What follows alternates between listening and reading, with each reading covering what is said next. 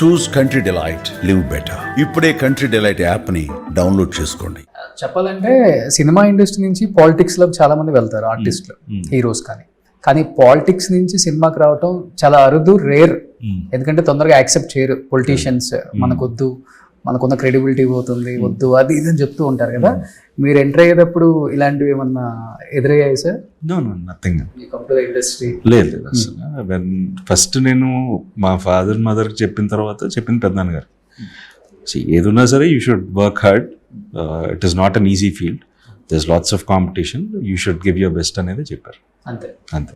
కానీ టీడీపీ అధికారంలో ఉన్నప్పుడే రోహిత్ గారివి ఎక్కువ సినిమాలు రిలీజ్ అవుతాయి.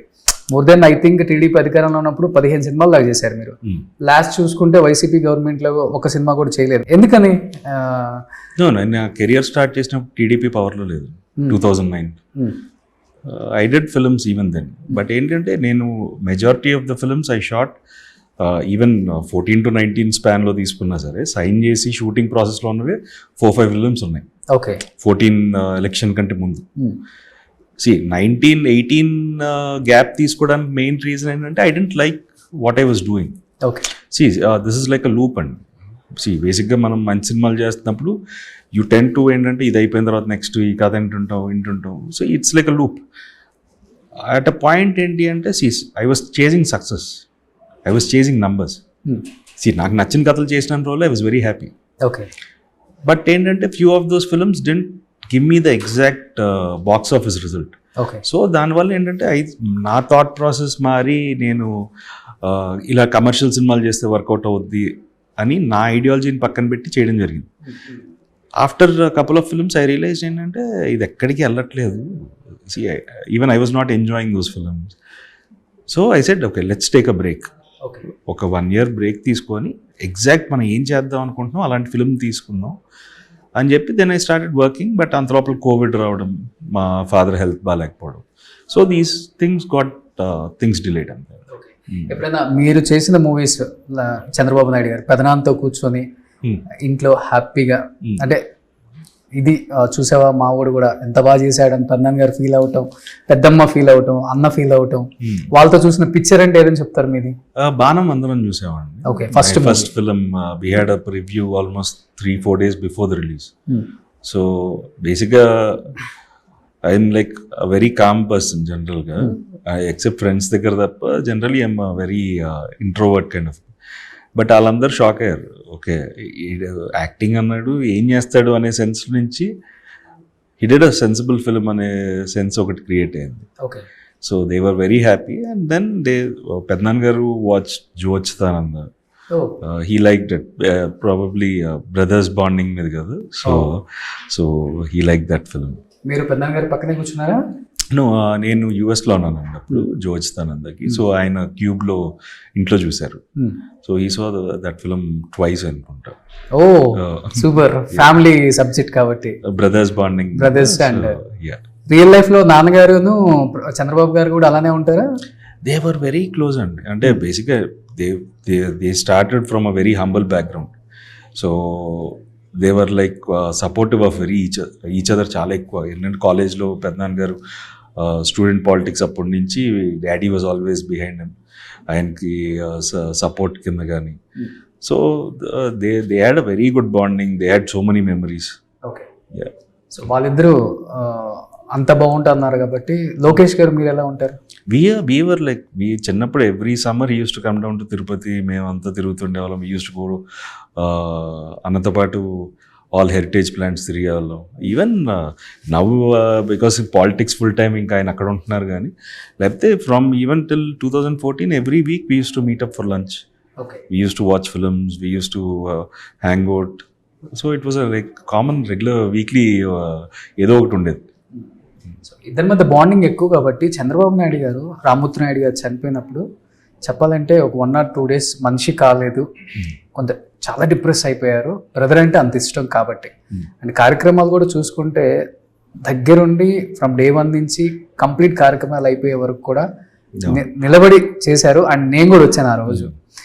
ఆయన తీసుకునే ఆ చిన్న చిన్న జాగ్రత్తలు కూడా అక్కడ చెప్పేవాళ్ళు. అంటే అసలు ఆయన చెప్పని అవసరం లేదు, ఆయన రేంజ్కి ఆయన చెప్తూ ఇలా చేయాలి అలా చేయాలి, ఏది మిస్ అవ్వకూడదు.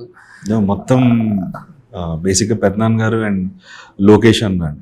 So they were there beside us and వాళ్ళు నాట్ టుడే అండి, ఫ్రమ్ మై కెరియర్ స్టార్ట్ నుంచి మై గైడెన్స్ మా పెద్దనాన్న గారే ఉన్నారు. And he was there always for me.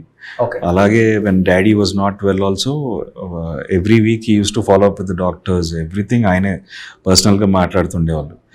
And even ఆ టైంలో కూడా we could come out of it కొంచెమైనా, బికాజ్ లైక్ ఆ సపోర్ట్, ఫ్యామిలీ సపోర్ట్ ఉంది కాబట్టి we were able to cope up with it. ఇప్పుడు అమ్మను కూడా అలానే చూసుకుంటున్నారు అనుకుంటే, ఎక్కడికి వెళ్ళినా అమ్మ అంటున్నారు ఇప్పుడు. అవును.